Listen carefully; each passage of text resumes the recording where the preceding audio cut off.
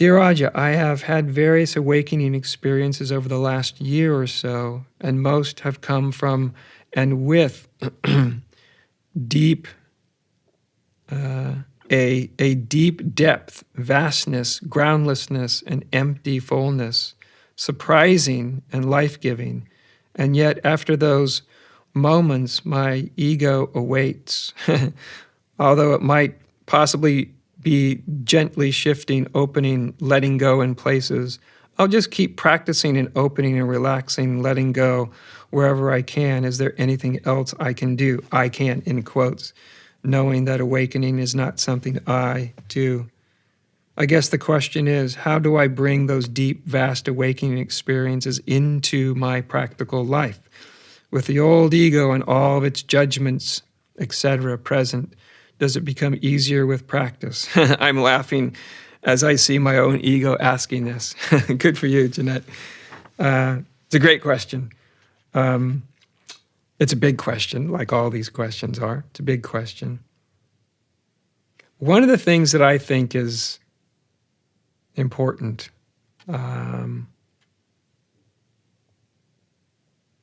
with any awakening experiences is they need to be, I call it they need to be humanized. And what I mean by humanizing, what does that mean, humanizing an awakening experience? Well, as awakening experience in one sense is somewhat inhuman. Because we awaken to a dimension of being that's transcendent of what we think of as human. So it's more transhuman maybe than inhuman. And our true nature is also, seeking isn't the right word, but I don't know that there is the right word, so I'm going to use the word seeking, that our true nature is also seeking to come into its own remembrance, its own realization, but also to have that conscious realization be embodied and functioning here in time and space, right? So how does that happen? So there has to be, well, a lot of it can happen spontaneously. It depends for different people how spontaneously that happens. But I think it's also can be really helpful by means of humanizing it is if we look at our experience, whatever our experience of realization is, if we've had experience of realization or awakening is, and you look at what does it hold as valuable? I call them soul values, and I've taught on this in previous sort of courses, but I call them soul values.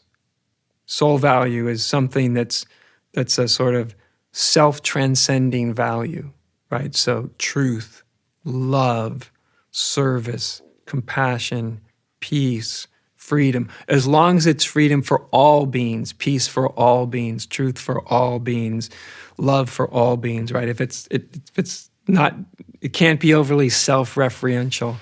But true nature has these sort of aspects or these sort of qualities, and I call them soul values. And they can show up a little bit differently from person to person. Mine, as I've talked about in teaching a lot of times, have always been truth and love. That's the way that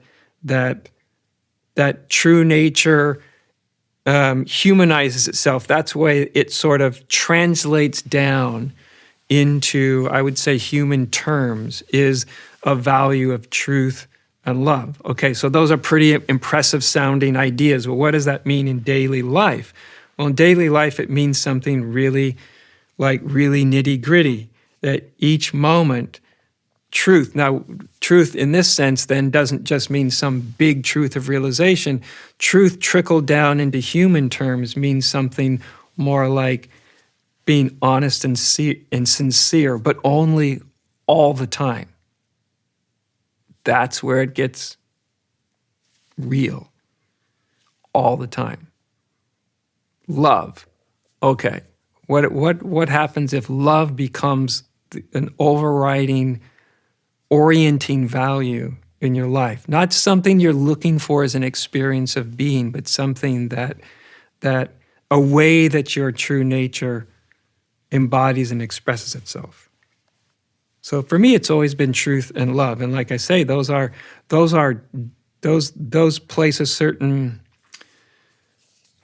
the words get tricky here, but a kind of demand in a way. Not the way we usually think of the word demand, but those become the North Star. That's what life, for me, that's what life becomes about. Truth and love. That's what it's about. That's how the realization manifests itself, right? Comes into embodied human existence. Do I do it as a human being perfectly? No. Nobody probably ever will. But those are the North Stars. And I think that our humanity,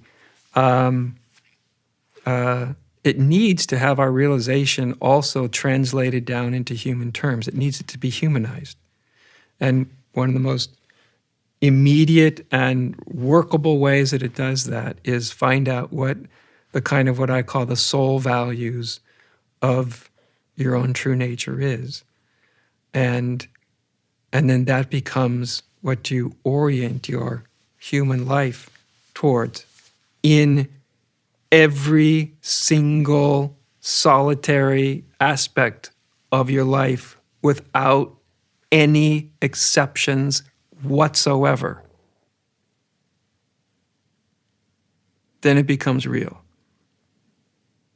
Then your human life then has the opportunity to begin to transform. Again, you won't do it with total perfection or anything like that, but those become our North Stars.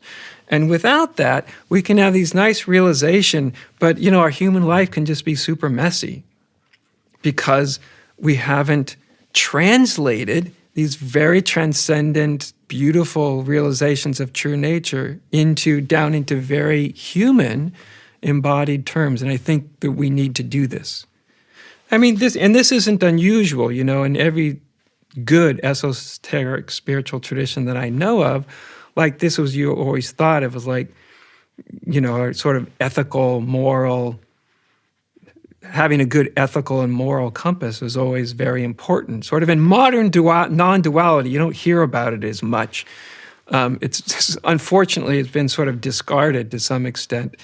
But man, if we want to really embody our realization, and I'm not talking about moral and ethical values that are necessarily imposed from the outside, right?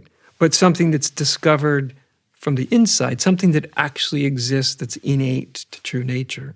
And to recognize those, make those your North Star, and then that becomes the avenue through which true nature more and more and more and more and more embodies itself in your life. And that's ongoing. There's no end to that one. So why don't we start with that? That's that's plenty, I think. Anybody that really put themselves 100% behind that, wow, it's going to transform your life. That's for sure. That's for sure.